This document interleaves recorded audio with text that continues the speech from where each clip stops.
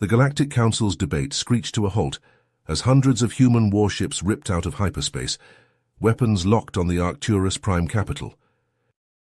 The council chamber buzzed with heated argument only moments before, as delegates from the 12 most powerful civilizations in the galaxy convened.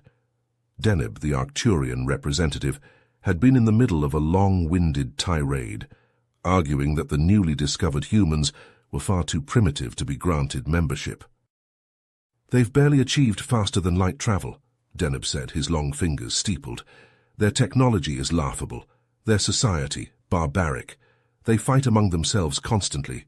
How could we possibly consider—" An ear-splitting alarm cut him off mid-sentence.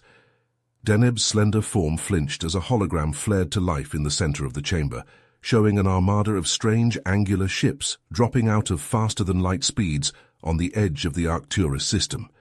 Murmurs of confusion rippled through the council. Nobody recognized the newcomers. The image flickered, and then a human male appeared, his face stern. "I am Admiral Frank Freeman of the United Earth Fleet," he said, his voice hard. "I speak for all of Earth. We demand to be recognized as a sovereign nation and granted full membership on this council, effective immediately." Deneb's face twisted in outrage. "You presume too much, human. Your species is far too underdeveloped to claim a seat among us. The fact that you kept this fleet secret only proves your duplicitous nature. We cannot possibly allow—" The human admiral only smiled, cold and sharp. He leaned forward. "I believe our fleet speaks for itself, Counselor. We may be young, but we are far from primitive. And if we are not given a seat at this table—" He let the sentence hang. The implications were clear. Shocked silence fell. Never before had a new species burst onto the galactic stage with such a show of force. There were more human ships than the combined fleets of all the other races. If the Council didn't grant their demands, it was obvious what would come next. And nobody wanted a war with an enemy they had so badly underestimated. The Council chamber buzzed with hushed conversations as the members processed the human admiral's demands. Freeman stood tall, his face an impassive mask. He cleared his throat, drawing the attention of the gathered delegates. "You may wonder how a supposedly primitive species like ours could amass such a fleet," he said, his voice carrying across the chamber. "The truth is, we have been watching you for decades, studying you, learning from you." He tapped a command into his wrist computer, and the hologram shifted, displaying a sleek black vessel with angular lines. "This is a stealth scout ship. We have hundreds of them scattered throughout the galaxy, observing your civilizations in secret." The council members erupted into shocked exclamations, but Freeman pressed on. "We built our fleet in hidden shipyards on the dark side of our moon, using resources mined from our asteroid belt. Our propulsion systems were reverse-engineered from a crashed alien scout ship we discovered on our planet in the 1940s. He leaned forward, his eyes hard. "We demand an equal seat on this council. Refuse and face the consequences." Deneb shot to his feet, his face twisted with rage. "You dare threaten us? You're bluffing. No upstart species could have a fleet that advanced. I call your bluff, human." He turned to his own delegation. "Surround them." Freeman didn't even blink. He simply nodded to his first officer, who relayed a command. On the view screen, the human fleet burst into motion, engaging in a complex series of maneuvers that showcased their superior speed and agility. They wove between the lumbering Arcturian ships with ease. The Arcturian ships opened fire, but the human vessels danced out of the way of their laser blasts. Then the human ships retaliated. Brilliant beams of blue-white energy lanced out, surgically targeting the Arcturian ship's engines and weapons. In a matter of minutes, it was over. The Arcturian fleet drifted dead in space, disabled but not destroyed. A heavy silence fell over the council chamber. Freeman addressed the council once more. "Let me make one thing clear," he said, his voice low and dangerous. "Earth seeks peace and cooperation with the galactic community, but we will not hesitate to defend ourselves against any aggression. We have the capability and the will to stand against any threat." He let that sink in for a moment. Now, about that council seat. The delegates looked to each other, their faces a mix of fear, anger, and begrudging respect. It was clear they had severely underestimated the humans. One by one, they nodded their assent. Very well, the Galadrax delegate said, his voice strained. Earth will be granted a provisional seat on the council, pending further negotiations. But know that we will be watching you very closely. Freeman allowed himself a small, satisfied smile. Of course, I would expect nothing less. He straightened his uniform. Now, I believe we have much to discuss. As the council chamber emptied, Admiral Freeman gathered his things, preparing to return to his ship. He was just about to step out into the corridor when a figure seemingly materialized from the shadows. The man was shrouded in a dark hood, his face obscured. Admiral Freeman, the figure said, his voice low and urgent. A moment of your time. Freeman's hand instinctively went to his sidearm, but he didn't draw it. Who are you?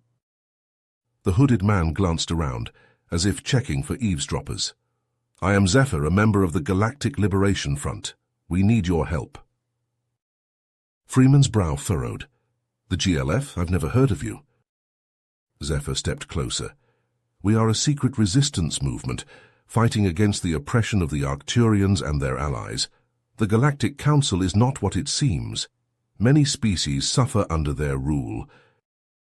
The Admiral was intrigued but wary. What exactly are you proposing? An alliance. We can provide you with intel resources. In return, we ask for your support in our fight for freedom. Zephyr extended a gloved hand. Will you join us? Freeman considered for a long moment. Then he nodded. I'll hear you out, but I make no promises. Of course. Meet me on Zelos Prime in 3 days' time. I'll send the coordinates. With that, Zephyr melted back into the shadows as quickly as he had appeared. 3 days later, Freeman's shuttle touched down on the barren surface of Zelos Prime. He was accompanied by his elite security team, led by the formidable Captain Marcus Reeves.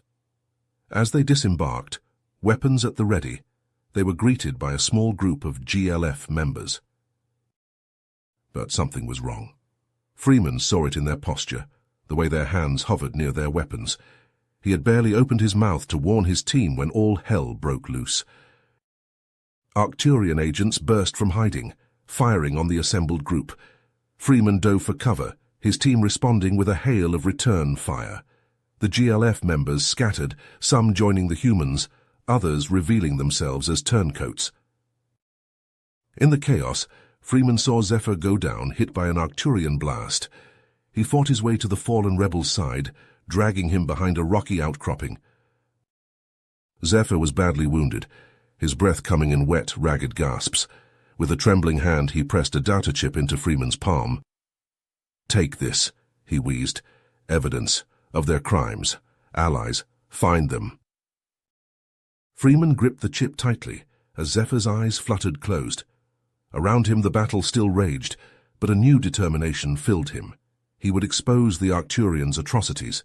He would find these allies and forge a new coalition. The Arcturians had wanted a war. Now they would have one. Freeman clutched the data chip tightly as the shuttle lifted off from Zelos Prime, leaving the chaos of the battle behind. His mind raced, processing Zephyr's dying words. Evidence of Arcturian crimes, potential allies. This changed everything. Back on his flagship, Freeman pored over the contents of the chip, his eyes widening as he took in the horrifying scope of the Arcturians' atrocities.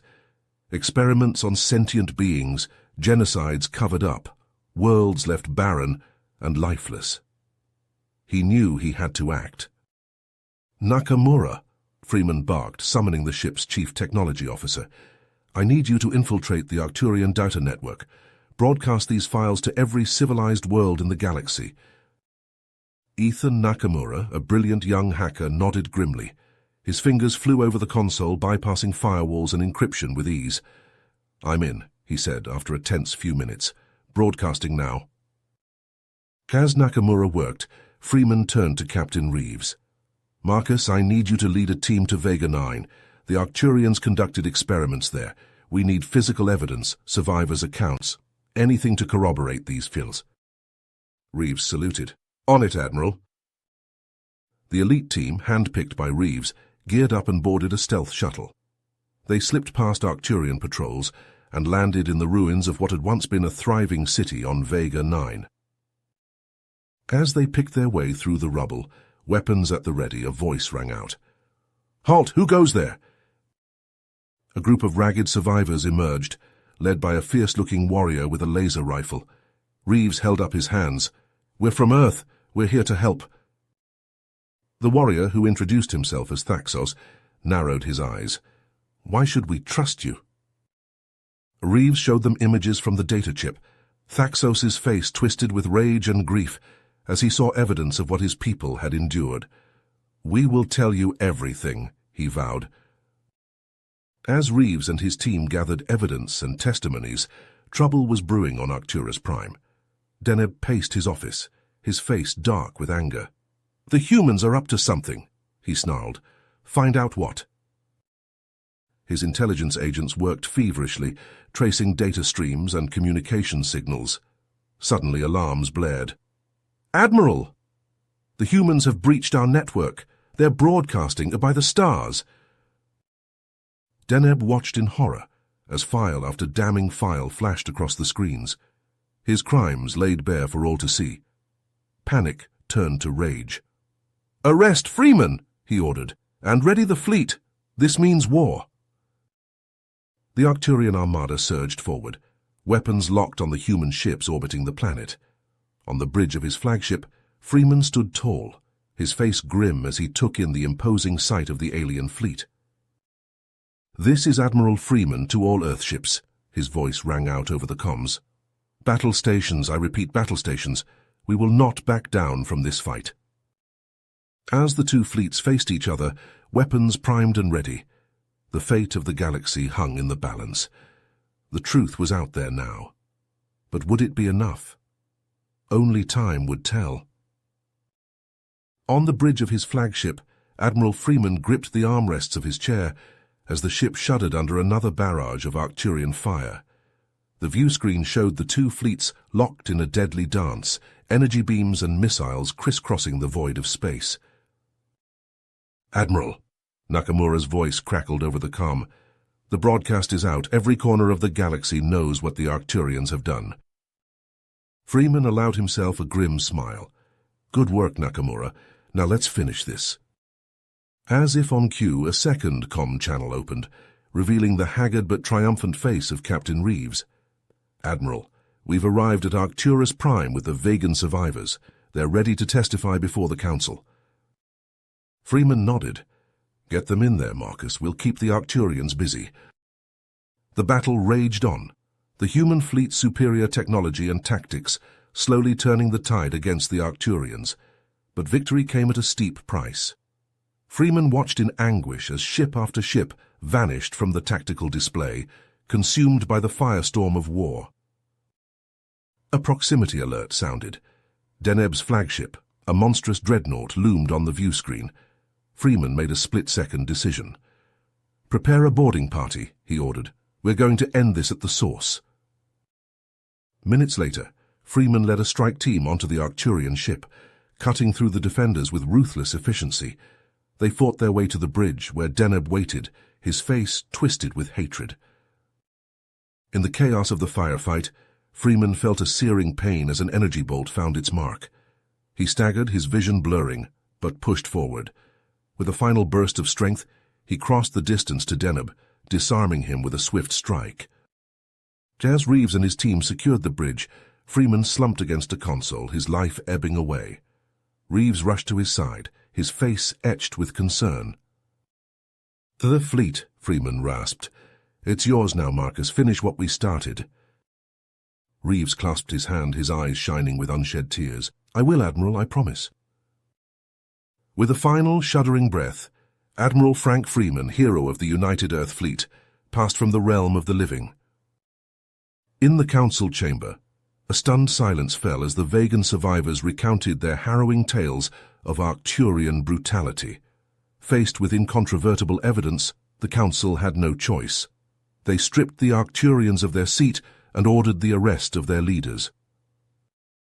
In the days that followed, the galaxy began to heal. The Galactic Council, now led by a coalition of species including humans and vegans, set about the monumental task of rebuilding and reform. The sacrifices of Admiral Freeman and the brave souls of the United Earth Fleet would forever be remembered as the catalyst that brought about a new era of peace and unity. But even as the galaxy celebrated its newfound freedom, a pall of grief hung over the proceedings.